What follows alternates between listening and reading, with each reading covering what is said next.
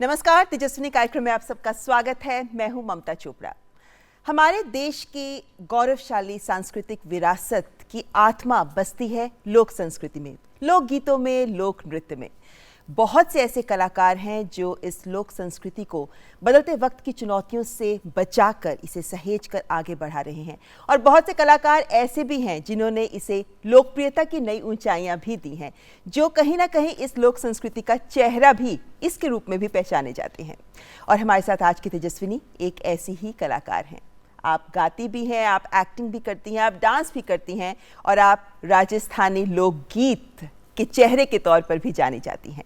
हमारी आज की तेजस्विनी है इला अरुण।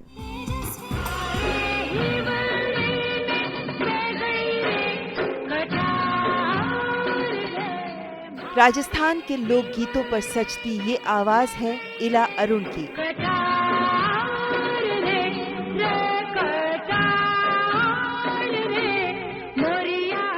जिनकी लोक गायकी लम्हे जैसे फिल्मों के जरिए दर्शकों के दिल में उतर गई।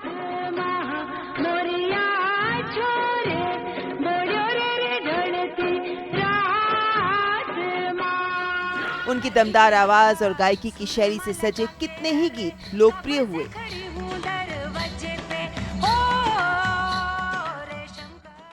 इला ने लक्ष्मीकांत प्यारेलाल, भप्पी लहरी से लेकर AR रहमान तक के लिए गाने गाए हैं। इला ने हिंदी ही नहीं, तमिल, तेलुगु भाषाओं में भी गाने गाए। गायकी के साथ साथ इला अरुण 4 दशकों से अभिनय से भी जुड़ी हैं। 1983 में श्याम बेनेगल के साथ मंडे फिल्म से फिल्मी सफर की शुरुआत करने वाली इला ने अर्धसत्य, घातक, सूरज का 7वां घोड़ा, वेस्ट इज वेस्ट से लेकर जोधा अकबर, शादी के साइड इफेक्ट्स, बेगम जान जैसी कई फिल्मों में अभिनय किया। एक बहुआयामी प्रतिभा की मालिक इला ने कई म्यूजिक एल्बम्स भी निकाली जो बहुत मशहूर हुई।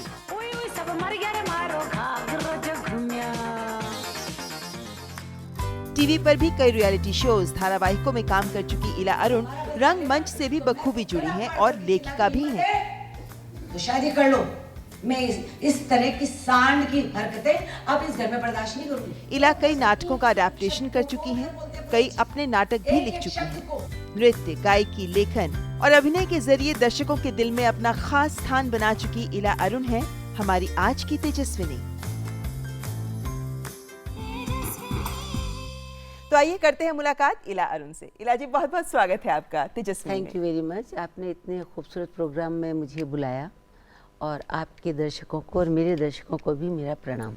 जी इला जी, 30-40 साल से जो लोग आपको देख रहे हैं वो ये जरूर मानेंगे कि आप पहले भी वैसी ही लगती थी, आज भी ऐसी ही लगती हैं। क्या ये कला की जीवंतता है जो आप में झलक रही है? जी नहीं, ये दर्शकों का प्यार है जो मुझे स्वीकारता है, क्योंकि एक्सेप्टेंस किसी भी आर्टिस्ट के लिए बहुत बड़ी बात होती है। लोक कला तो अपने आप में ही आपके लिए एक ऑक्सीजन है। अगर उससे आप इंटरेक्ट कर रहे हैं और लोग गायकों के साथ बैठ रहे हैं, जैसे हमारे राजस्थान के लंगा मांगणियार, कालबेलियास, तो आपको एक बराबर एक धौकनी की तरह से, और माटी जो है उसकी सुगंध से आपको एक प्रेरणा मिलती है कि आप जीवंत रहें, जिसको कि आप यंग कह रही हैं। जीवंत रहना बहुत ज़रूरी है, दिल की धड़कन का होना बहुत ज़रूरी है। चेहरे की झुर्रियाँ या गड्ढे जो है वो तो मेकअप मैन ठीक कर देता है। लेकिन इला जी, आप एक बहुआयामी प्रतिभा हैं। जी। आप गाती भी हैं, आप डांस भी करती हैं, आप एक्टिंग भी करती हैं, अलग अलग पहलू हैं आपके इस व्यक्तित्व के। लेकिन इतनी सारी कलाएं हैं, आप मैनेज कैसे करती हैं इतना काम?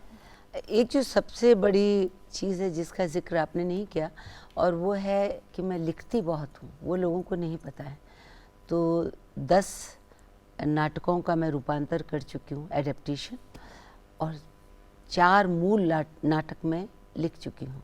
तो रंगमंच मुझे बहुत प्रिय है।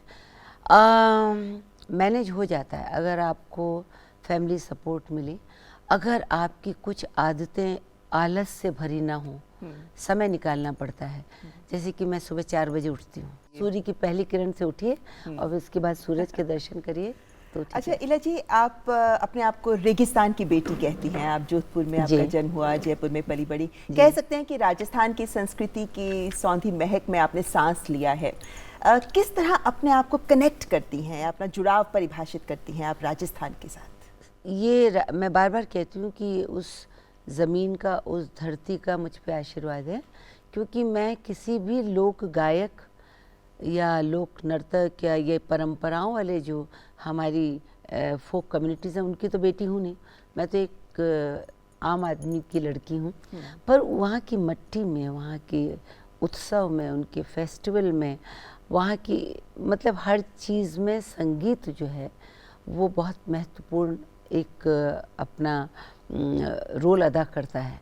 वहाँ की आंधियों में भी सुर आपको लिपट कर आते क्या हैं। बात है। वहाँ की बारिश में भी, जैसे चिड़िया नहीं पहली बौछार होती है तो मट्टी में नहाने लगती है, तो आप देख लीजिए कि रेगिस्तान का पहनावा और वहाँ का संगीत जो है वो बहुत ही। लेकिन बहुत से लोग हैं जिनको एक्सपोजर मिलता है इसका, लेकिन इसमें परवरिश का बहुत महत्वपूर्ण योगदान होता है। आपका पारिवारिक माहौल कैसा था घर में?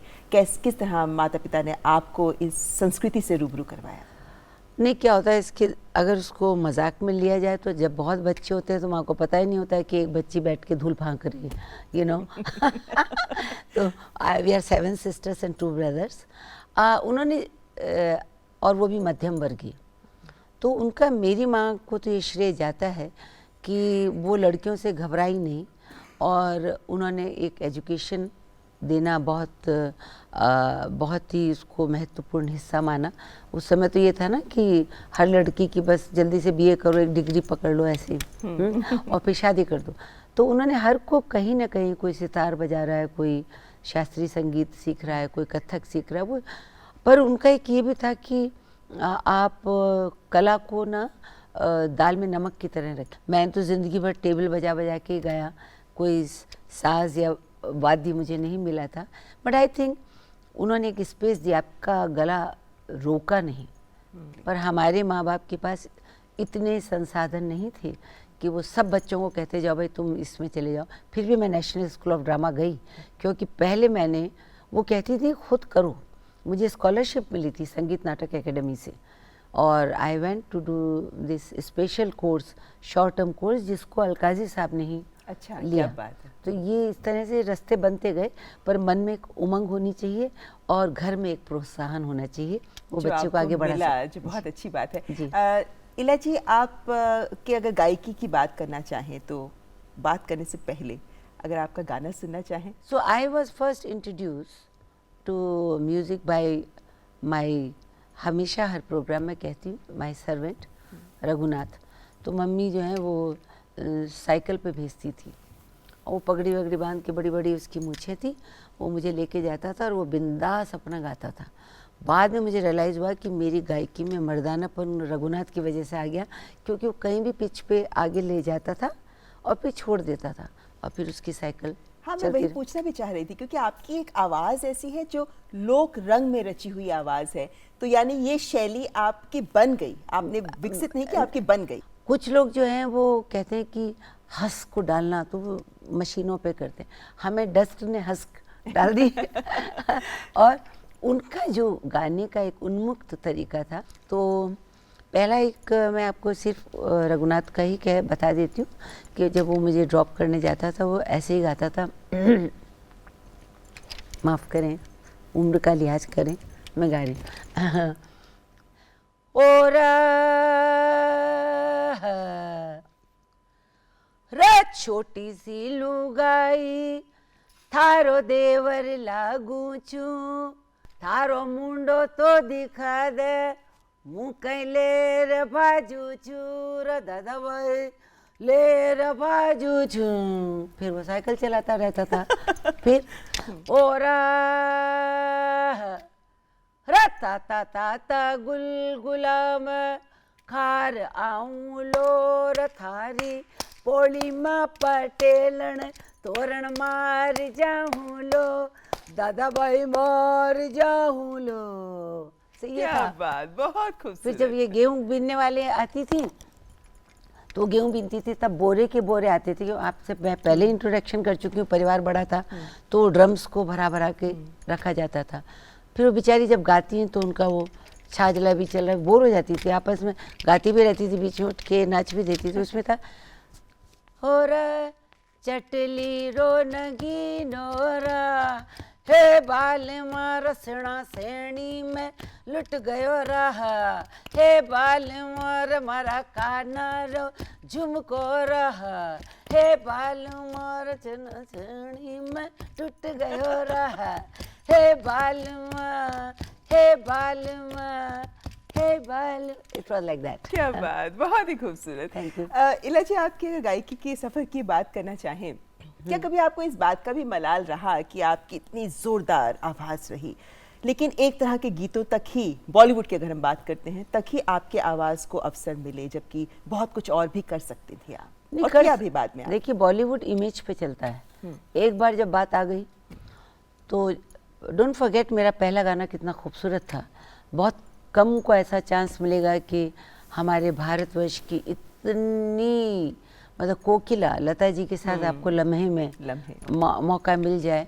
मुझे कोई मलाल नहीं है, मुझे ये है कि यस, एज ए, जो अगर आप मेरे अपने एल्बम में जाएंगे तो मैंने बहुत रूहदार गाने भी गाए हैं, और वो बहुत सैड गाने भी गाए हैं, जैसे नहीं जाना परदेस। तो ये सब जो गाने हैं तो वो मुझे अच्छे लगते हैं, पर क्योंकि एक बार लम्हे के बाद फिर चोली के पीछे आ गया, तो लोगों को फास्ट रिदम या जिसमें लोग नाच सकें, यानी कहीं ना कहीं एक छवि में बन हो गई जाता है। आपकी और वो आवाज़। सोचते भी ऐसे, जितने भी मैरिज और फेस्टिविटी के गाने हैं, औरतें आज भी गा रही हैं, जैसे रेशम का रुमाल, अस्सी कली का लहंगा, बिछुड़ा, निगोड़ी कैसी जवानी, ये मेरे अपने लंबी गाने हैं। फहरिस्त है आपके खूबसूरत गानों की, इला जी। लेकिन एक बात ये जरूर जानना चाहेंगे आपसे कि आपने जैसे चोली के पीछे की बात की, तो आपने लक्ष्मीकांत प्यारेलाल जी के साथ काम किया, वहीं आपने रिंगा रिंगा के अंदर आपने ए आर रहमान के साथ काम किया। अलग अलग दौर के दिग्गज संगीतकार हैं ये, तो इनके साथ अनुभव कैसा रहा आपका? बहुत अच्छा रहा। मैंने उनके साथ एक अकेला गाना भी गाया है, मिस्टर रोमियो का। सबका अपना एक अंदाज होता है, ये दो जने अलग। When it comes to the background music तो प्यारे भाई करते हैं, जब मौसीकी का कैसे मौसीकी होगी वो लक्ष्मी जी किया करते थे। और जब मुझे पहली बार बुलाया था तो वो लोग रिएक्शन देखना चाह रहे थे, तो उस मुझे सिटिंग आज भी याद है। सुभाष जी थे, आनंद बख्शी जैसे इतने बड़े लिखने वाले, और ये क्योंकि एक अड्डे का गाना था, तो सुभाष जी देख रहे थे कि इला का क्या रिएक्शन होगा। मेरे साथ अलका भी बैठी थी, but they forgot that I am an actor. Actor के ऊपर मेरी पहली फिल्म श्याम बेनेगल के साथ मंडी हुई, जिसमें हम सब वैश्यायन थे।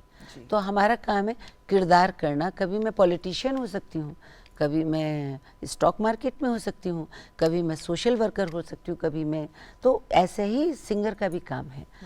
तो लक्ष्मीकांत प्यारेलाल का ऑर्केस्ट्रेशन अलग किस्म का है।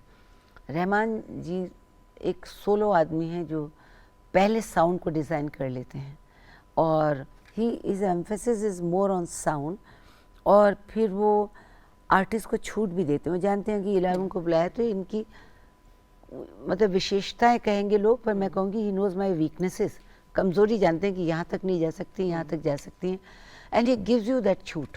तभी आप इतना अच्छा परफॉर्म भी कर पाते हैं। यहाँ पर इला जी से आगे भी बात जारी रखेंगे और बात करेंगे उनके अभिनय के सफर की भी, और भी बातें होंगी, लेकिन फिलहाल यहाँ रुकेंगे एक ब्रेक के लिए। आप देखते रहें तेजस्विनी।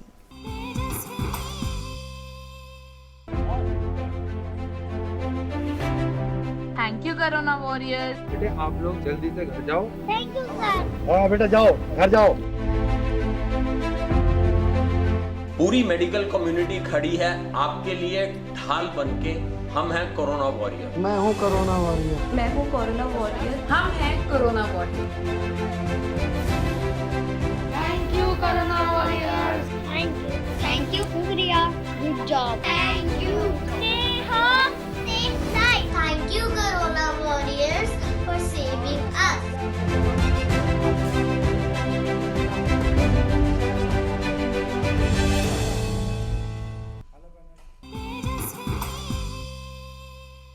तेजस्विनी कार्यक्रम में आपका स्वागत है। आज हमारे साथ तेजस्विनी कार्यक्रम में हैं जानी मानी अभिनेत्री और गायिका इला अरुण। इला जी, अभी बात हो रही थी आपकी गायकी की, लेकिन अगर अब बात आपके अभिनय के सफर की करें तो आपने दूरदर्शन से अभिनय की शुरुआत भी की थी, और अब आज एक बार फिर आप डीडी न्यूज़ के स्टूडियो में हैं। जी। नॉस्टैल्जिक फील हो रहा है? दूरदर्शन मुझे जब भी बुलाता है, जैसे आपने बुलाया, तो मैं ज़रूर आती हूँ। मेरे व्यक्तित्व में दूरदर्शन का बहुत योगदान है। I started with 5 rupees on AIR। इसी तरह से फिर आपकी ज़िंदगी में दूरदर्शन हुआ, और यहाँ सेटेलाइट से प्रोग्राम हुआ, उसमें मैं एक प्रोग्राम प्रोड्यूस भी करती थी और एक्टिंग भी करती थी, और उसका नाम था मौज मस्ती। तो वो करती थी। और एक प्रोग्राम था जिसमें विनोद दुहा एंकर क्या करते थे, और उसमें मैंने एक कंपेयर प्लस एक्टर क्या था, घोड़ी जीजी। फिर जब मैं बॉम्बे में गई तो मैंने फुटपाथ के फरिश्ते गिरीश वहाँ पे प्रोड्यूसर थे, उनके साथ किया। तो एज एन एक्टर मैंने यहाँ किया है, एज ए प्रोड्यूसर भी मैंने किया है उर्दू सर्विस के लिए रियलिटी शो मैं ख्याल हूँ किसी और का, मुझे सोचता कोई और है।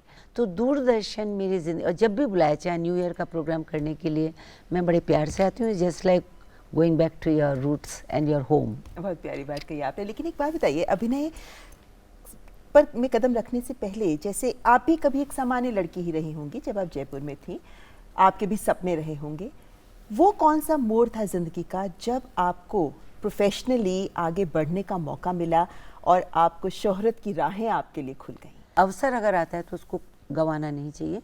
तो वो स्कूल लेवल से मेरा शुरू हो गया था और मैंने एक अपनी जगह बना ली थी।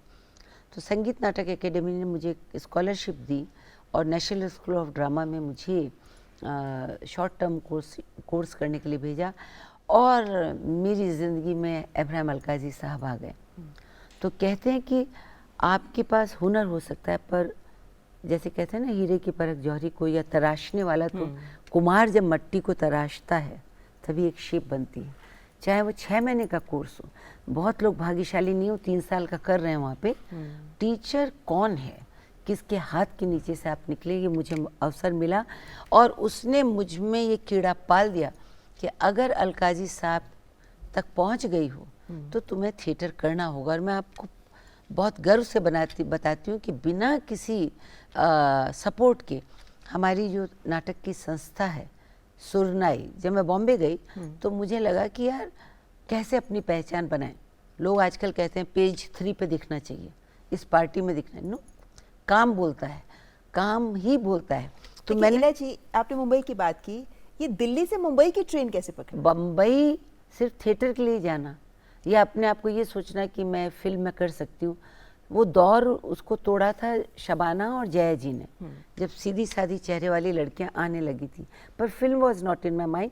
तो एक नाविक मेरी ज़िंदगी में आया, वो नाविक है मेरे हस्बैंड अरुण। तो he when suddenly, it's not a love marriage, okay.